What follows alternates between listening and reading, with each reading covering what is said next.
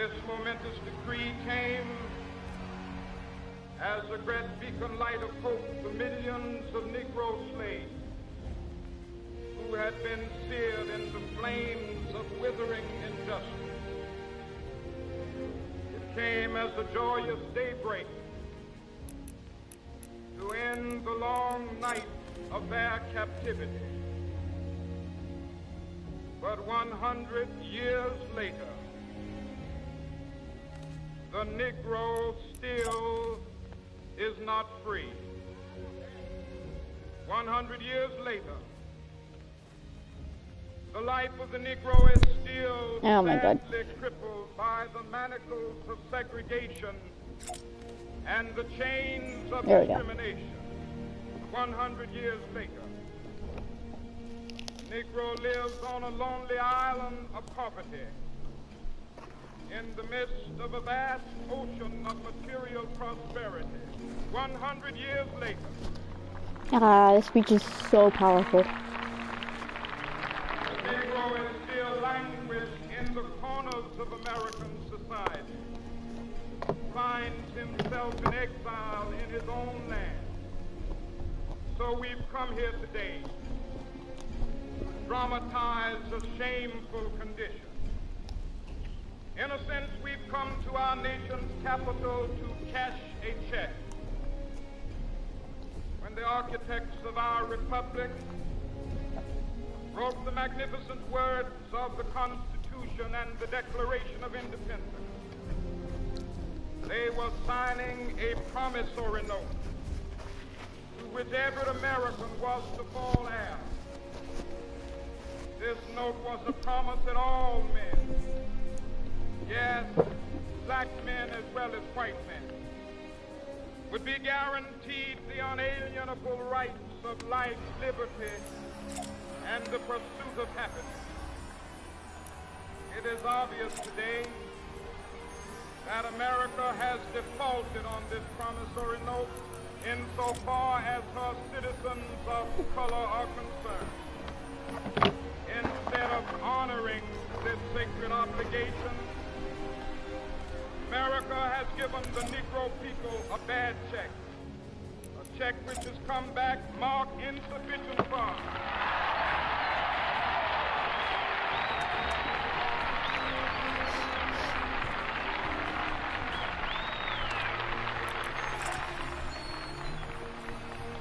But we refuse to believe that the Bank of Justice is bankrupt. We refuse to believe that there are insufficient funds in the great vaults of opportunity of this nation. So we've come to cash this check, a check that will give us upon demand the riches of freedom and the security of justice.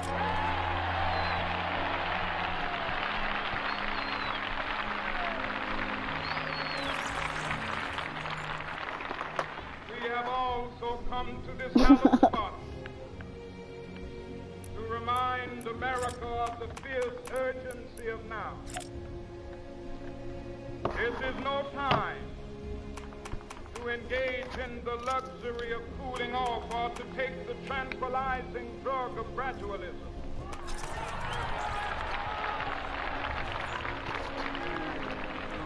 Now is the time to make real the promises of democracy. Now is the time to rise from the dark and desolate valley of segregation to the sunlit path of racial justice. Now is the time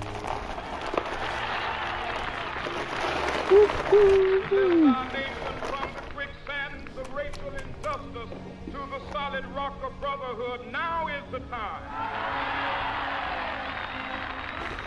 Make justice a reality for all of God's children.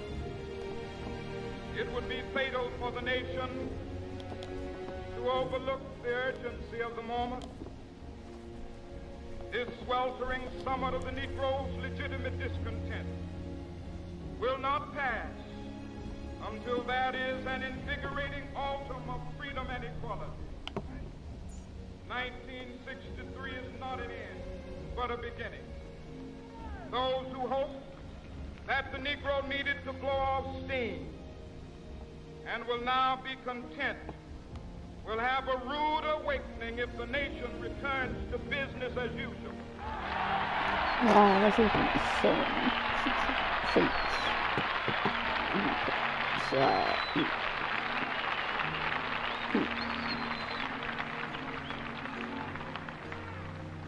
There will be neither rest nor tranquility in America till the Negro is granted his citizenship rights.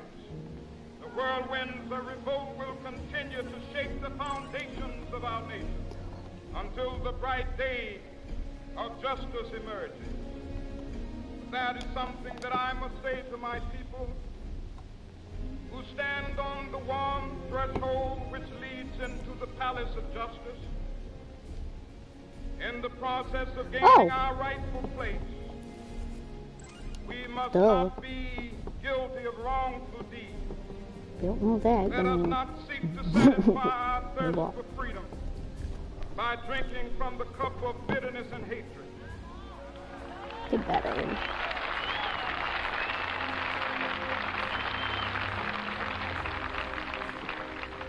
We must forever conduct our struggle on the high plane of dignity and discipline. We must not allow our creative protests to degenerate into physical violence. Again and again, we must rise to the majestic heights of meeting physical force with soul force. The marvelous new militancy which has engulfed the Negro community must not lead us to a distrust of all white people. For many of our white brothers, as evidenced by their presence here today, have come to realize that their destiny is tied up with our destiny.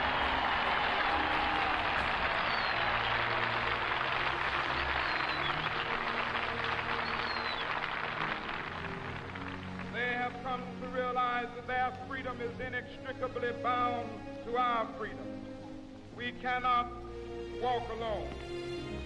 As we walk, we must make the pledge that we shall always march ahead.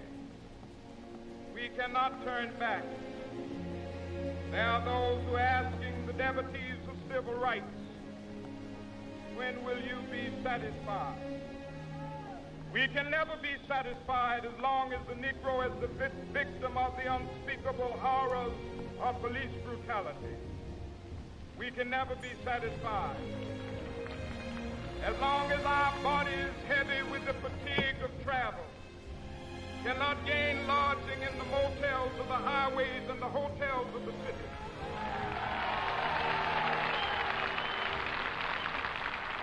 We cannot be satisfied as long as the Negro's basic mobility is from a smaller ghetto to a larger one.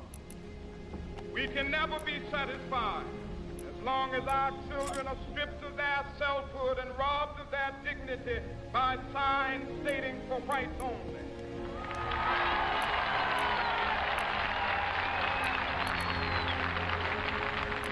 We cannot be satisfied as long as the Negro in Mississippi cannot vote and a Negro in New York believes he has nothing for which to vote.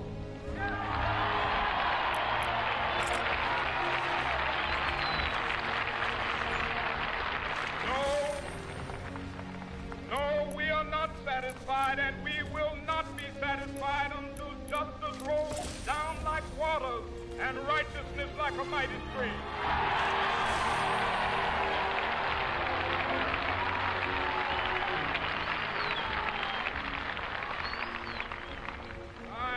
Unmindful that some of you have come here out of great trials and tribulations.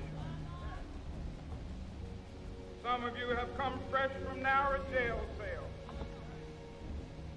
Some of you have come from areas where your quest for freedom left you battered by the storms of persecution, staggered by the winds of police brutality. You have been the veterans of creative suffering. Continue to work with the faith that unearned suffering is redemptive. Go back to Mississippi. Go back to Alabama, go back to South Carolina, go back to Georgia, go back to Louisiana, go back to the slums and ghettos of our northern cities, knowing that somehow this situation can and will be changed. Let us not wallow in the valley of despair. I say to you today, my friend,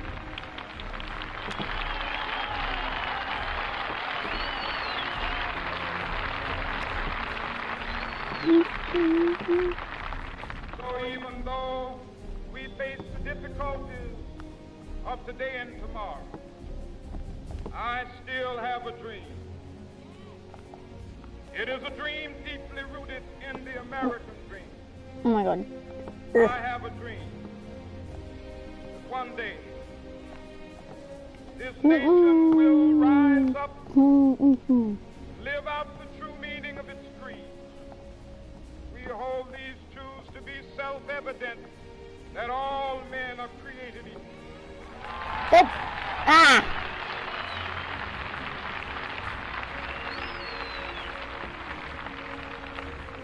I have a dream that one day on the red hills of Georgia,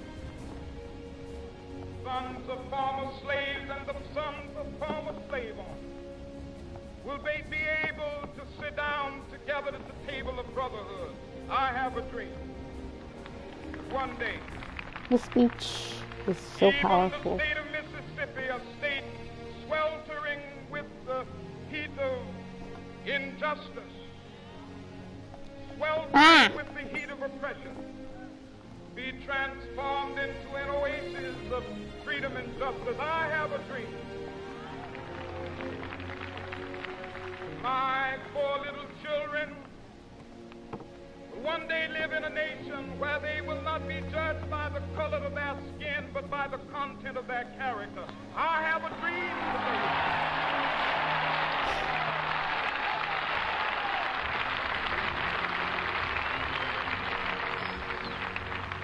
I have a dream that one day, down in Alabama, with its vicious racists, with its governor having his lips dripping with the words of interposition and nullification, one day right there in Alabama, little black boys and black girls will be able to join hands with little white boys and white girls as sisters and brothers. I have a dream today.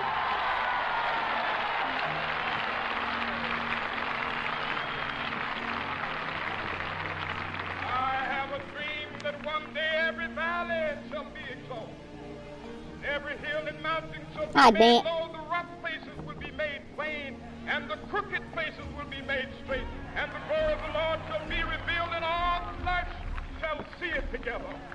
This is our hope. This is the faith that I go back to the South with.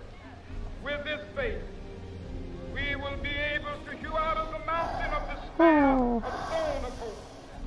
With this faith, we will be able to transform the jangling discords of our nation into a beautiful symphony of brotherhood.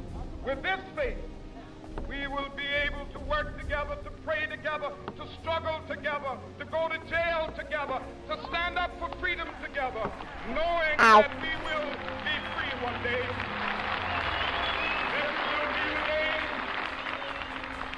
This will be the day when all of God's children be able to sing with new meaning, "My country, 'tis of thee. Sweet land of liberty, of thee I sing. Land where my fathers died, land of the pilgrim's pride.